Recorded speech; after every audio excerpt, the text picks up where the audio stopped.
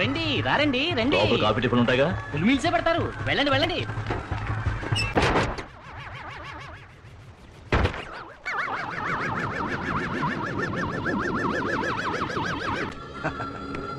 అమ్మయ్యా బాస్, ఏమనుకోకపోతే కొంచెం కూర్చున్నా ప్లీజ్. Thank you. ఏమైందయ్యా? మేకు తించారా? శంకర్ గారు గేమ్ చేంజ్ చేద్దాం అనుకున్నారు, బట్ అన్ఫార్చునేట్లీ గేమ్ డౌన్లోడ్ అయ్యిందో లేదో చెక్ చేసుకోవడం మర్చిపోయారు. ప్రాబ్లం ఏంటంటే డివైస్లో ఇంటర్నెట్టే లేదు. ఇంకేముంటది, ఉన్న గేమ్ చేంజ్ చేయటం కాదు, game normally come back Shankar అంటారు, బట్ ఇక గో బ్యాక్ శంకర్ అని అనాలనిపిస్తుంది.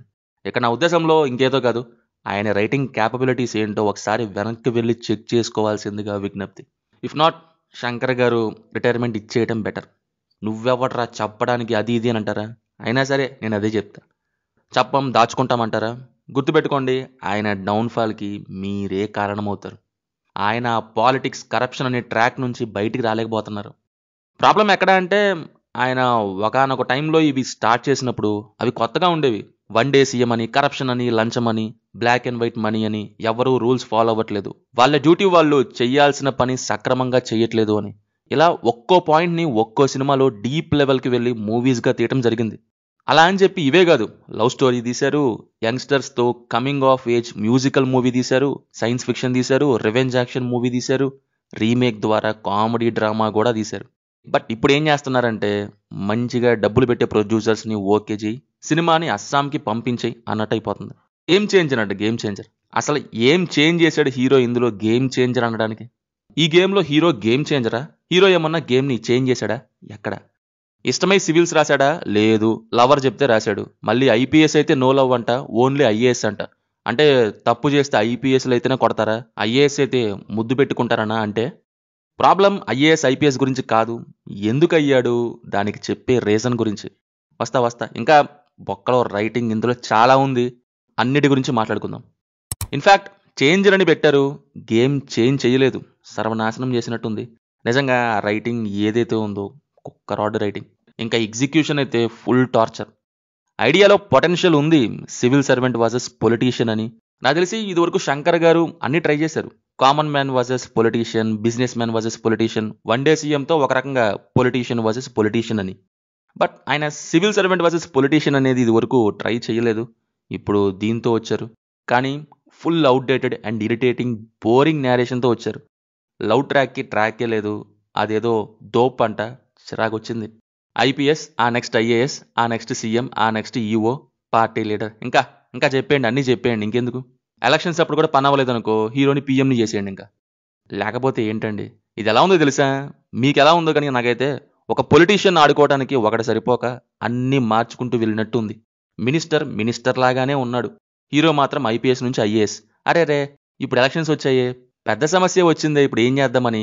ఐఏఎస్ అయితే ఏ సీన్స్ రాయాలో తెలియక ఎలక్షన్స్ టైంకి ఈఓగా ఆర్డర్స్ పాస్ చేస్తే సెట్ అని చేసినట్టుంది.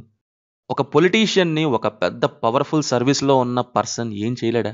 సో అందుకే మల్టిపుల్ సర్వీసెస్ తీసుకున్నాం అన్నట్టుంది. నేను ఇంకా సివిల్ సర్వెంట్ వర్సెస్ పొలిటీషియన్ అనుకున్నా, ఇది సివిల్ సర్వెంట్స్ వర్సెస్ 1 పొలిటీషియన్ అయింది. సివిల్ సర్వెంట్ ఐఏఎస్ అని చాలా ఎలివేషన్స్ ఇచ్చారు, చివరికి ఎలక్షన్స్ టైంకి ఈఓగా దింపేశారు. ఐఏఎస్కి ఇచ్చిన ఎలివేషన్స్ బొక్క పెట్టారు, తలా తోక ఏం లేదు. శంకర్ గారి మెయిన్ ప్రాబ్లం ఎక్కడైందంటే, ఆయన ఒకప్పుడు పొలిటికల్ పాయింట్తో తీసిన మూవీస్ అప్పుడైతే, ఇప్పుడు వేరే డైరెక్టర్స్ పొలిటికల్ వ్యూని అండ్ ప్రజాస్వామ్యాన్ని ఇన్డెప్త్గా వెళ్ళి తీయటం మొదలు పెట్టేశారు ఆల్రెడీ. ఫర్ ఎగ్జాంపుల్ దేవకట్ట గారు తీసిన ఎక్సలెంట్ మూవీ అని రిపబ్లిక్. ట్రూ టు ఐడియాగా ఉంటుంది, కోర్ పాయింట్ని బాగా చూపిస్తుంది మూవీ. అది కూడా పబ్లిక్ సర్వెంట్ వర్సెస్ పొలిటీషియనే, అందులోనూ యాక్షన్ ఉంటుంది, అందులోనూ సాంగ్స్ ఉంటాయి. గేమ్ చేంజర్లోని revenge point civil servant versus politician అనే ట్రాక్ని తొక్కేసినట్టు ఉంటుంది. అప్పటికప్పుడు ఎలా పడితే అలా చేసేయటం, ఏది పడితే చేసేయటం, కానీ చేద్దాంలాగా అయిపోతుంది. ఇట్స్ లైక్ ఇద్దరు అరుసుకోవటం లాగా. బట్ శంకర్ కాదు కదా, ఇంకెవరో డైరెక్టర్ ఏదో తీస్తే సాంగ్స్ షూట్ చేసిన శంకర్ పేరుని డైరెక్టర్గా వేసేసినట్టుంది. రామ్ నందన్ క్యారెక్టర్ని ఒకటి అడగాలి, అదేంటంటే, మీ నాన్న అప్పన్న కథ విన్నావు, ఏం తెలుసుకున్నావు రామ్ బ్రో? కాదు, ఇప్పుడు అప్పన్న ఏమన్నాడు, డబ్బు పంచొద్దు, డబ్బు లేని రాజకీయమని అన్నాడు. అప్పన్న పాయింట్ ఏంటి, డబ్బు మనిషిని మార్చిద్ది అని.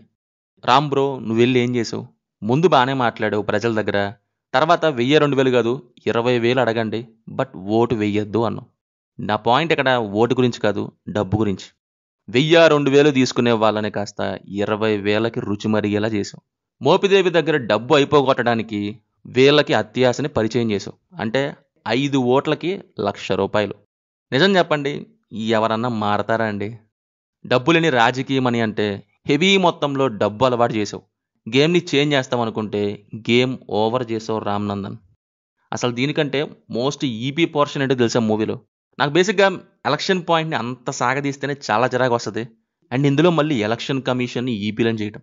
అండ్ 1 డే సీఎం కాదు, 1 డెత్ సీఎం అని వర్స్ట్ రైటింగ్ ఇచ్చారు. మోపిదేవి ఏమంటాడు, వాళ్ళకి సపోర్టుగా ఉన్నాడు ఈఓ రామ్ నందన్ అని అంటాడు. ప్రూఫ్గా అమ్మా నాన్న అని అంటే నాన్న లేడు కాబట్టి అమ్మ డిఎన్ఏ చెక్ చేయాలి అంటారు. అప్పుడు అమ్మ ఫోన్లో చూసి ఎస్ బాడీ ఉంటే నా కొడుకు దొరికిపోతాడు, మ్యాప్లో చూసి యాసిడ్ ఉన్న కెమికల్ ఫ్యాక్టరీలోకి వెళ్ళి దూకేసిద్దంట. వెంటనే కేస్ క్లోజ్, దుకాన్ బంద్ అంట. మనిషి యూజ్ చేసిన వస్తువులు బట్టి డిఎన్ఏ చెక్ చేయొచ్చు. లైక్ టూత్ బ్రష్ కానీ హెయిర్ బ్రష్ కానీ.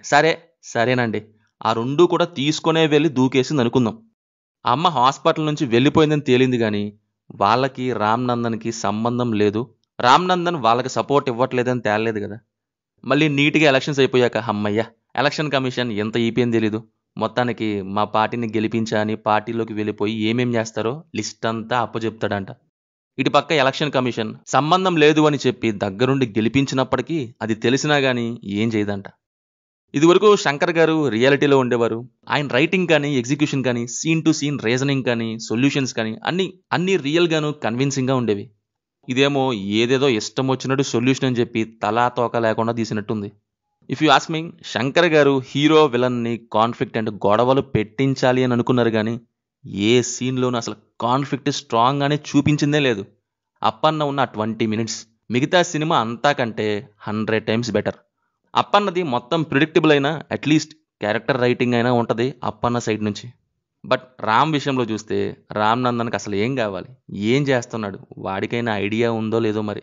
కొద్దిసేపు తప్పు క్రైమ్ అంటావు, మళ్ళీ నీ స్వార్థం కోసం డబ్బు తీసుకోండి అని చెప్పి నువ్వే తప్పు చేస్తావు. పాలిటిక్స్ అంటే ఇంట్రెస్ట్ లేదంటావు, చివరికి వచ్చి పొలిటికల్ పార్టీలోనే ఉంటావు, హామీలు అవి ఇవి అని లిస్ట్ ఇస్తావు. ఏంటో ఈ గోలా అనిపించింది. ఇప్పుడున్న సిచ్యువేషన్లో డైరెక్టర్ శంకర్ గారి గురించి మాట్లాడాలంటే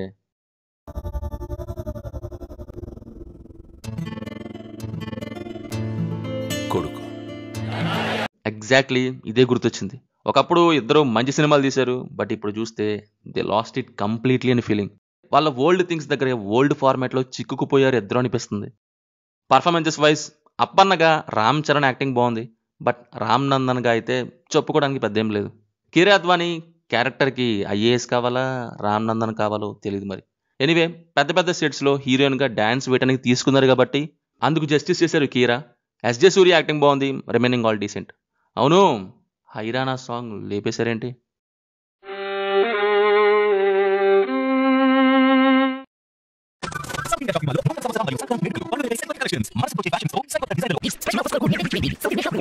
అంత మాత్రాన తీయటం దేనికో, దింపడం దేనికో, కట్ చేయడం దేనికో. మేబీ యాడ్ షూట్లో ఉందని తీసేశారేమో. పోన్లే, 5 నిమిషాలు తగ్గింది మొత్తానికి. అండ్ ఒక ఇరిటేటింగ్ థింగ్ ఏంటంటే ఇందులో మూవీలో ఎక్సెసివ్ యూజ్ ఆఫ్ మోకోబాట్ షాట్స్. ఏదో ఫైట్ సీన్స్లో ఒకసారి యూజ్ చేస్తే, ఐ మీన్ యాక్షన్ కోరియోగ్రఫీ డిఫరెంట్గా ఉండి యూజ్ చేస్తే ఒక అందం ఉంటుంది. ఏం లేకుండా ప్రతిసారి యూజ్ చేస్తే ఎలా ఉంటుంది, చిరాకు రాకుండా. మ్యూజిక్ వైజ్ తమనన్న బీజిఎం మంచిగానే ఇచ్చారు. కరెక్ట్గా చెప్పాలంటే ఒక 2-3 ఉంటాయి, బాగానే ఉన్నాయి. బట్ ప్రాబ్లం ఏంటంటే సినిమా రన్ టైం అంతా 3 BGMs వాడేసి విసుగు తెప్పించారు.